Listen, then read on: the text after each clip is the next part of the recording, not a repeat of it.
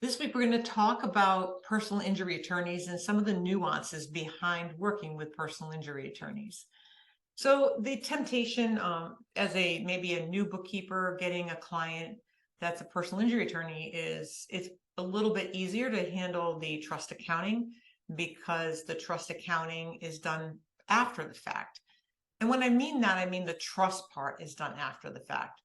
There's a lot of case costs that are going to come in. You're going to have to handle that advanced client cost side of all the money that the law firm is spending up front. I think one of the places, if you're getting this kind of a client, you're tackling this kind of a client, you really want to understand cash flow, because these firms tend to they struggle with it because these cases go on for many, many years. And when the cases last that long, they're upfronting a lot of money.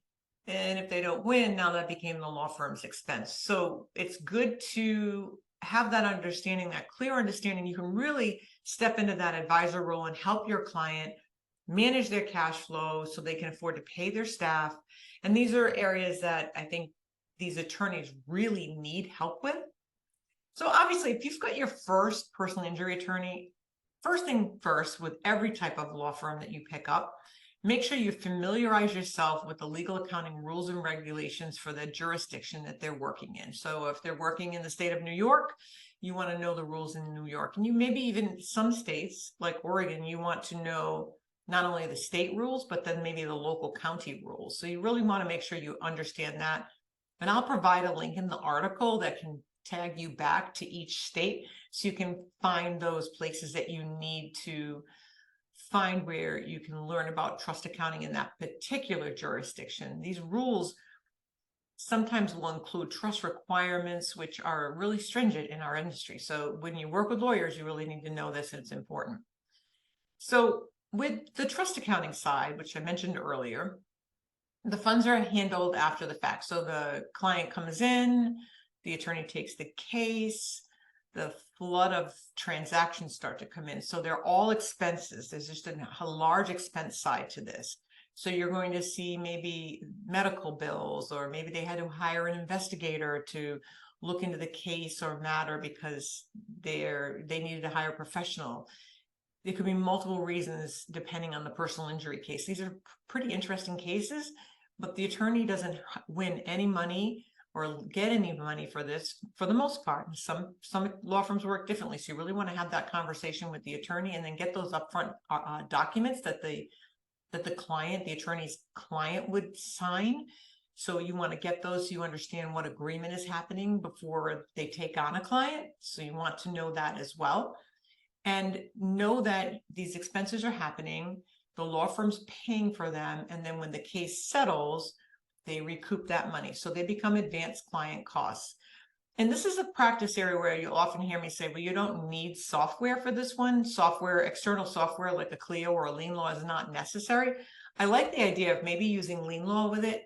It's not made for contingency attorneys, but that system I call look ma, no hands, where you can layer a hub doc, pushing the details into QuickBooks, which are now read by lien law. Now you've got a beautiful system where it's tracked. But if you don't have that software, you can check the billable box in QuickBooks and then quickly be able to pull that up as well with the expenses coming in. I just like the system with using lien law because you're tracking it, and you're also, with using HubDoc, you're getting that image added to the transaction. So some jurisdictions, you might need to provide copies of all the receipts, and the attorneys will know this and they'll have their own methodology for tracking that. But either lien law or Clio, you can use those practice management tools or the billing software to be able to kind of help make our job easier. It's not really for the attorney side, it's more for us. Now, there is software you might run into. FileVine is one that comes to mind. That one's used by a lot of firms. They have the ability to kind of track the case costs, and they do a lot more. They're specifically designed for this type of law practice. CasePeer is another one that is used for this kind of practice. They're both very well-known products. They don't integrate very well with QuickBooks, so I don't really want to see that piece happening. You can try it. Maybe by the time this video airs, you can attach FileVine and it works well. But if you find that it doesn't, you can just disconnect it, because it's really for the attorneys to track their case expenses. But the case expenses can be court fees, expert witness fees, medical record retrieval. They have to keep meticulous records, because any expense paid by the law firm that's not recouped becomes that expense for the law firm. We just don't want to see that. You're going to see it if they lose a matter, but most of them don't lose too many matters, but you will see it then too, which is why it's pivotal that we track and reconcile monthly the advanced client cost account. So you don't want to have any lingering expenses up there that will never be recovered. You want to book them down as expenses to offset any revenue that they make. So these firms end up being like kind of feast and famine. So the cases can last 3 years, 5 years. So you're collecting all these expenses, and all this negotiation is happening in the background with the law firm. And then they go to court and they win their judgment. The law firm gets paid whatever that piece is, 33 1/3%, or whatever the percentage was in the documents. They win that piece, and then they recoup their fees, and then the client gets the remaining piece. So that's kind of how those matters work. It's very simplified as I describe that, but that is how it works.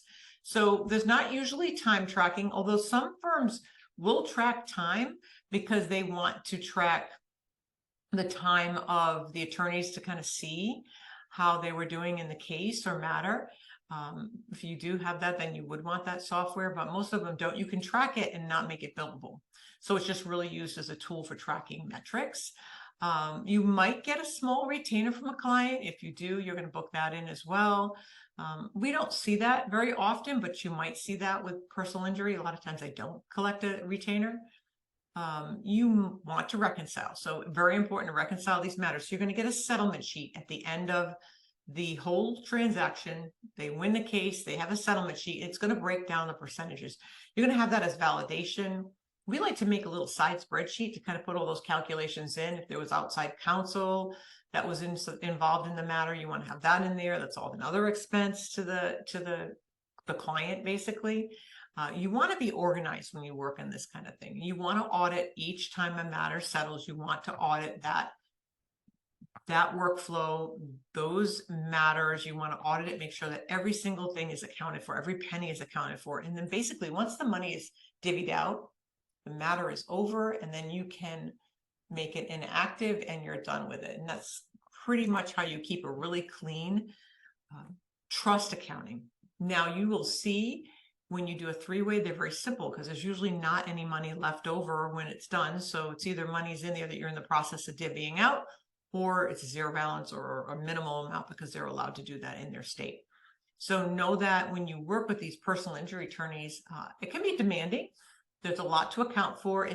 I think this is one of those areas, those practice areas where we are so vitally important because they're so busy doing what they're doing that we're able to help kind of manage all those expenses and case costs coming in, and they have to be booked in by matter. This is why we really recommend a DEXT, D-E-X-T product, because the attorneys can each have their little login for it. They can upload all the receipts so nothing's lost. Get them in the habit in the workflow to start to do that for you, to help you manage all the expenses. It's just so important and critical that nothing's missed. So I hope that's helpful. I hope you win your first attorney client, and if it's for a personal injury attorney, I think that's not a bad way to go for the first one, but it's definitely a place that you're going to be able to help your client. Congratulations on getting your first attorney client. And if it's with a firm that's doing contingency type work, personal injury, enjoy it and really find what methods work best for you. But remember, keeping those case costs at bay is critical, and we'll see you all next week. Bye now.